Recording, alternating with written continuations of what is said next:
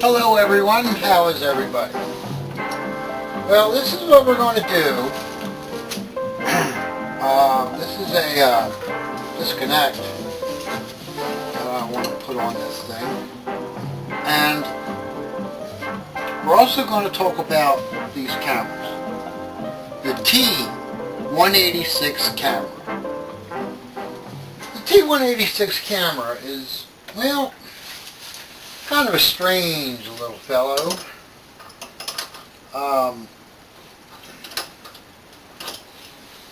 They do work, however, they have their quirks. Well, after dealing with these things for, the last year or so, I know a few things about these that I am sure if you're interested in using them, you'll want to know. There is good and there is bad.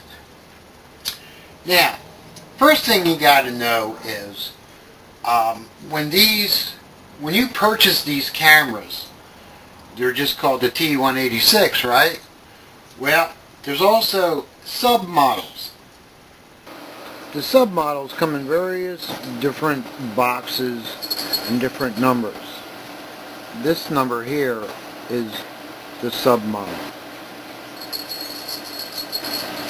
So they come on different boxes. That's a submodel. But it doesn't say what frequency the audio is. That you have to find out when you start using them. Yeah. So what's the difference in the submodels? A few things. Like 8 kilohertz. This one here is an 8 kilohertz audio. That one over there is 16 kilohertz. And then there's another one out there which I don't have anymore, are 6,000 kilohertz. Okay, so 8 kilohertz is better than the 6,000. 16 kilohertz is better than the 8,000. So there's another one that I just discovered not too long ago, and that is a 24 kilohertz, which is better than 16 kilohertz. Okay, you got that straight? Right. The video is definitely high definition, and there are a few things about getting it to work that is quite interesting. So, the T186 lens, the T186 camera. Okay, this is the viewfinder, which is my old Canon cameras. And what I did here is I put them together to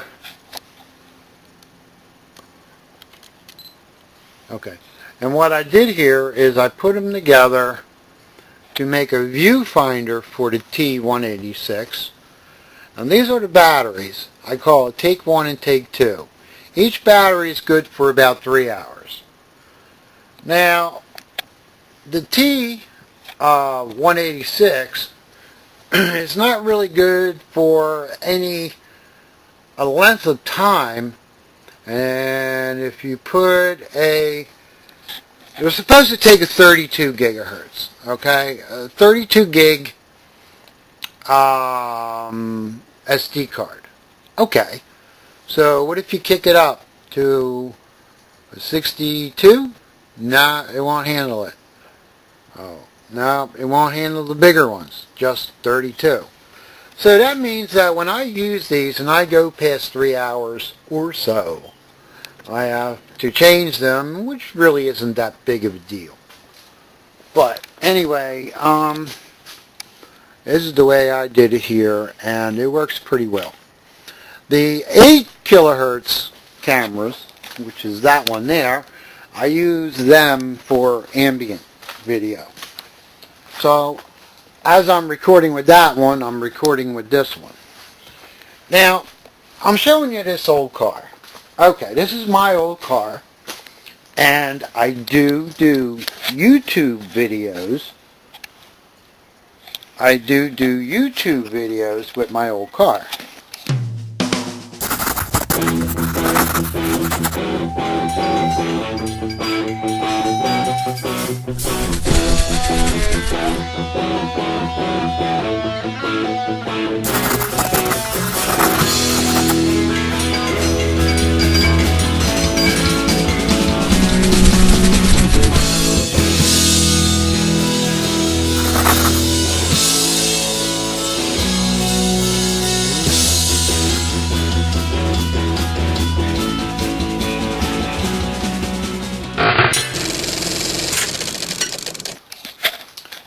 Okay, so I have videos all over the place in this car. Cameras all over the place. In the back here, we've got cameras there, and that's the holders for the cameras that I made up. Which has a front, like this, and this goes on the front. Okay, now, so we got one camera, or we got 3 cameras there, and there's another camera behind here for the rear, for when I'm driving around, in case somebody slams into me from the rear.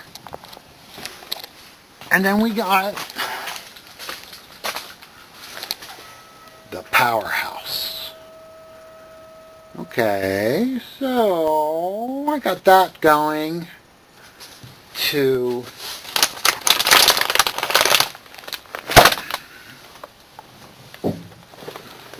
power outlets there. There's 2 of them, 3 of them with 2 outputs.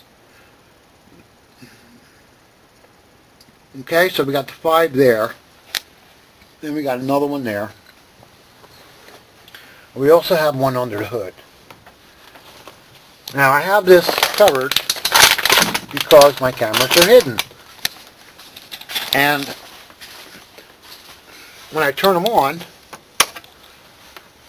alright, so we get that going, tells me how much power is in them. Then when I go to car shows, we cover it like that. Okay. Now, the thing is, I'm working on other 2, which is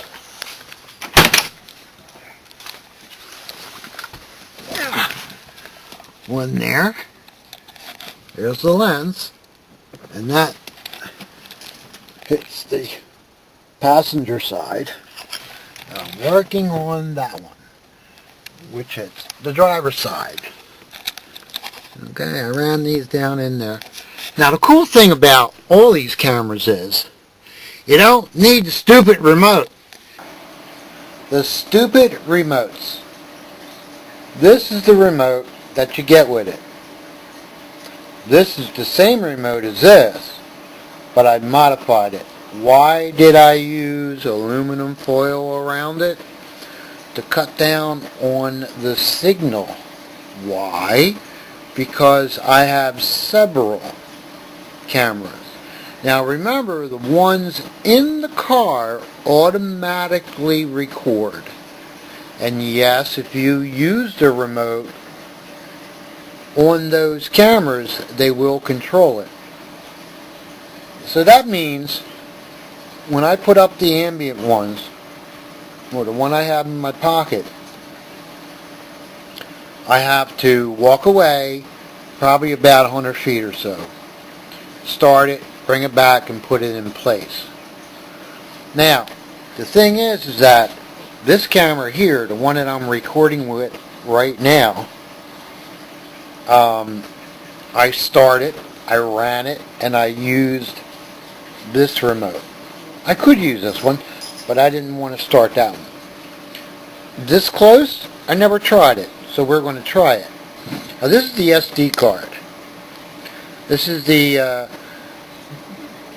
SanDisk cards, 32 gigabyte, and these are a class 4. They work, but they don't work like super good. Class 10 is what you're looking for, and the SanDisk Ultras, which is what I have in this one. So to put them in right behind here, slide them into the cage, and we got an on off switch right there. Turn it on. Then you get your remote. I'm going to use the one that I have shielded. I don't want to mess with that one.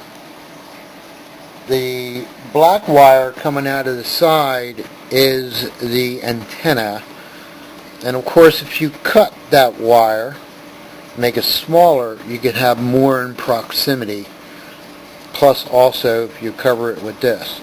So we have it out here now, and there's a light right here that'll tell you what's going on. So let's do this.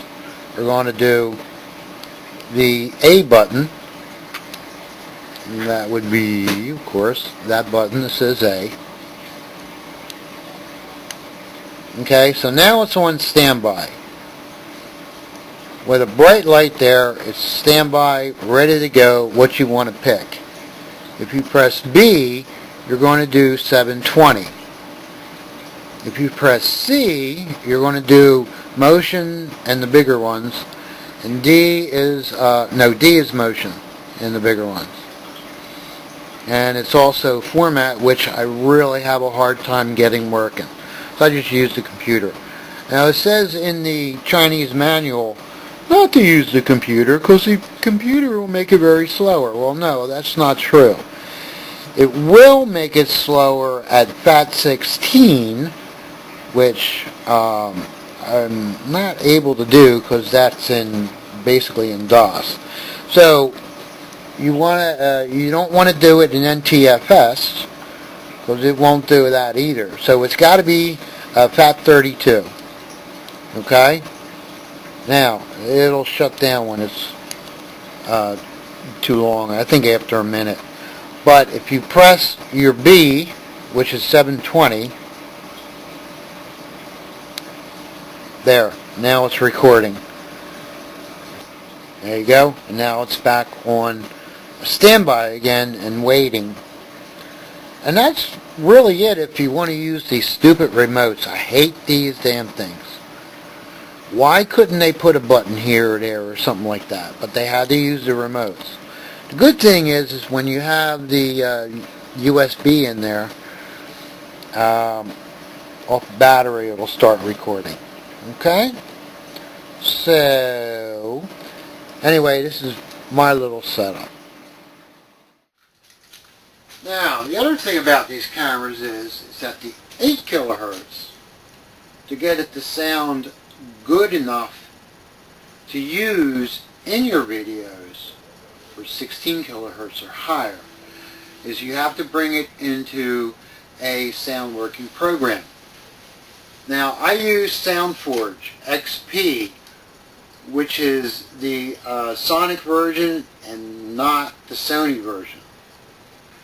The 16 kilohertz, you don't have to do any equalization or anything. You can use it just as it is. I bring it through my editor, and I just edit the sections I want and put it together in the program.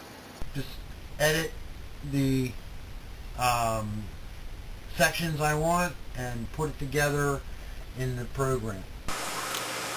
Alright everybody, we brought in our 800 kilohertz file, 16-bit, and this was edited through my editor, and now we got to mess with the audio. So what's it sound like now?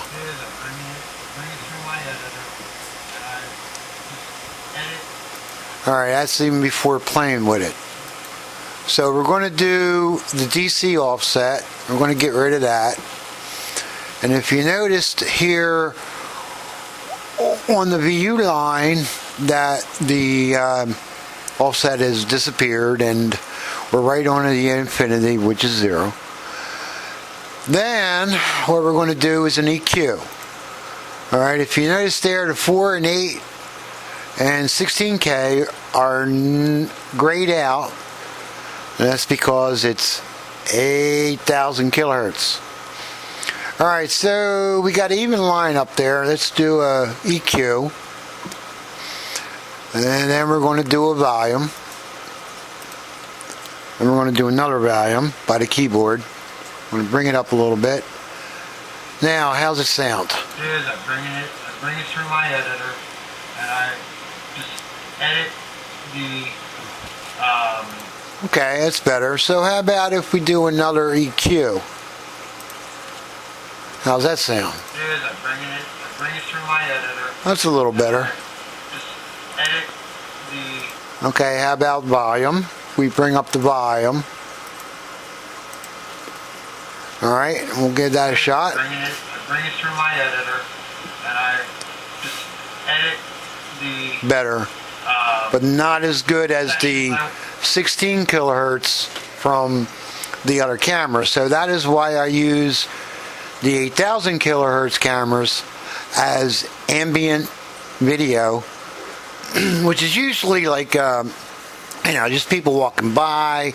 I usually don't use the audio. I throw some music in there, and here's an example.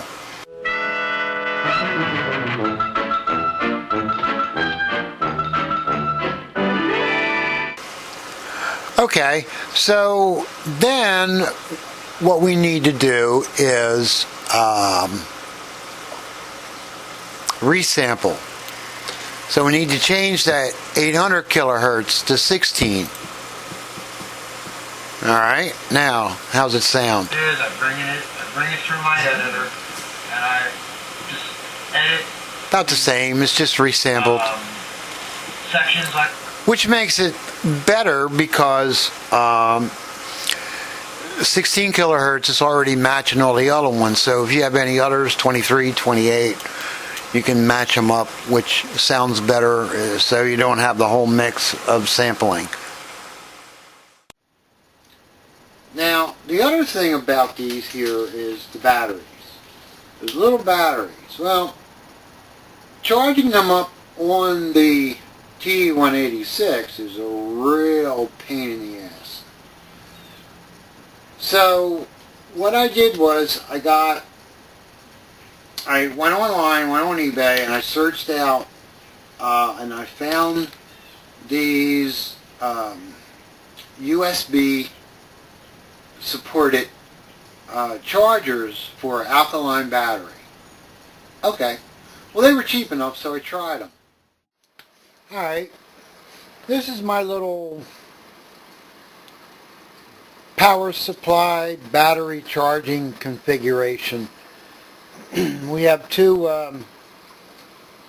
cigarette lighter outputs with 2 ports per. I just turn it on there, and I could plug the other ends into the cameras. I can also charge with these. So when you get one of the cameras to charge, you put the battery on, you plug this into the back, don't put the card in, you turn it to on, and it starts charging it. The only problem is it takes a long time, like overnight, like really a long time. But if you use the other system I have here, and these are the little cards I got from eBay. They come in 3 in a pack for like $8.95. You can solder your input voltage instead of using the USB, and I have that coming around to the cigarette lighter power supplies I took out of the cigarette casing, glued them onto the back. So I can just go one to the other, one to the other, one to the other, whatever I need them. If I want to take a battery and charge it, all I do is turn them on, plug them into the little connectors, Okay, and they start charging. Now, if it's not charged, this blue light wouldn't be on. It would be a dimly lit amber light. But that one's charged, and so are the others. So that's what I did for that, and that cuts the time a lot, like 3/4 time. So this battery will charge up if it's dead all the way. It'll charge up in about 2.5 hours with these little guys, and I got them off of eBay, and they come 3 in a pack. So I had all the other junk laying around here, and this is a lawnmower battery, the same one I got in the car. It's just another one. And I just charge up the lawnmower battery periodically.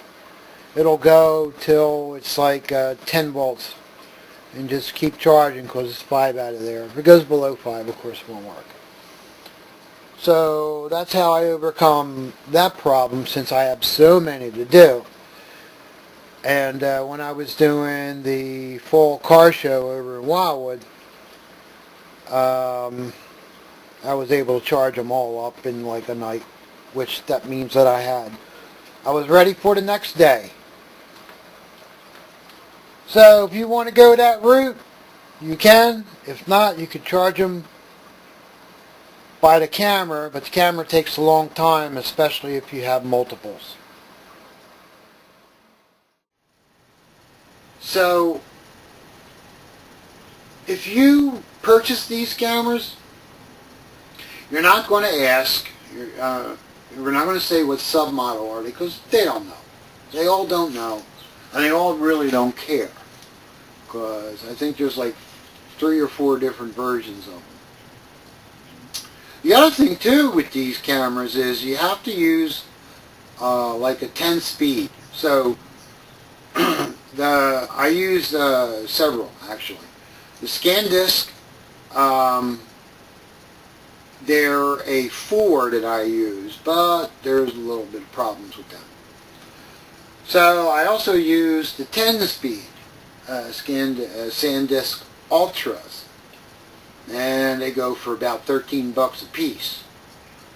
So now you got $20 into these little tiny cameras, and now you got the cost of the SD card. Okay, well still, you know, it's really not bad for $30 for an HD camera, depending on what audio one you get. Yeah, okay, so it's a 50-50 chance, right? You're better off. It's kind of hard to say to get them from America, because did you ever try to return something from China? Now there's a couple of dudes there that just said, no, don't like it, so they banned me. Yeah, they banned me for returning it because it really wasn't up to my specs. So I had to use it anyway, hence the 8 kilohertz. So I said I used the 8 kilohertz as background stuff. Now, I also made up a camera that this goes in my top pocket. So it slides in my top pocket, goes down in here without the bag, of course. And this is also 16 kilohertz. Set up the same way with the 2 batteries. This just peeks out of my pocket, so I gotta move myself around like that as I'm there. I gotta remember to do that. This is new this year. The design on these are kind of strange, but what I did for each one of these, and each one I use out there, I put some silicone seal right behind there. You can see it there. Right behind there. And right around there. I did it on all of them. And I'll tell you why. If you don't have a whole lot of room and stuff, and you keep moving it this way and that way, it actually breaks right there at the seam where the housing, where the camera housing goes over it. And it gets fatigued. And this is really thin copper ribbon cable here. And it just starts to rip. It starts to rip right down and goes right on down. And of course that ruins the camera. Changing the lens out, I tried that, and I did that with this one, but it is really a pain in the butt because these lenses are all glued in. So how do you set up the cameras when you glue them in? Well, you use the computer. So I have a couple of extra cables that I hook up to the computer. And I got an older computer that I use for that here. Okay, and this is an old XP machine. These cameras work better on XP. So when I go to set up a camera, I'll take the one cable on a little bit of extension. You don't want to make it too long or it won't work. So you bring it in. I brought it in here and I hooked it up and I turned the monitor around, and in the my computer area where all your hard drives are, it'll come up as video USB device or something like that. Alright, there it is. You hook it up, turn it on, and you'll get USB video device. I don't know if this will work on other systems, but on XP it works. So I'm assuming it works on other systems, and there you have it there. And then you bring it in like this, and you can glue your lenses around and make sure you get the right angle for the right capture that you want to do. Okay? Alright. So remember, it comes in as USB video device. Alright, when you bring it in, it'll be removable disc. Why? And it'll have photo, video, and your timer set. And your video is in your videos. So with the timer set, what you need to do is change where N is, right mine there. There'll be a Y for yes. You want it in. Right? No, you don't want it in. And save the file. Now what I did was I saved the file to my desktop over here. So after I reformat it, I just do a copy and paste right into the newly reformatted drive, and then when I put it into the machine, into the T186, it'll automatically see it and won't put the timestamp in there. The other thing is that each file that is written to the SD card is 5 minutes long. So you got 5 minutes for one, 5 minutes for the next, 5 minutes for the next. The tricky part is to match up, because you lose about a second in between each one for it to write and don't write. So that really wasn't that much of a problem at all, because with the editing software you can zoom it out or zoom the file out, and you'll be able to cut in between people's speech, you know, where they pause, things like that. So that works out real good. Other than that, I can't think of anything else offhand, but if I remember something, or if I find out any more information, I'll put it down below. So everybody who's watching, you know something I missed, put it down below. Questions, comments, put it down below. See some of my car videos, especially the later ones in 2017. I'm using all these cameras. So we'll see you around. See you next time. So long.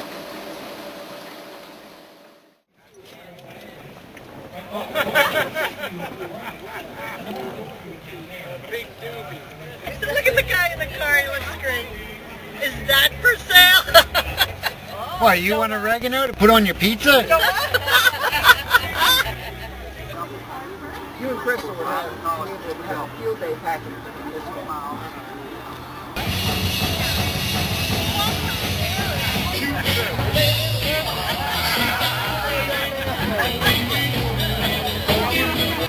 Look at that oil filter. And he's a smart man, he's a motor craft.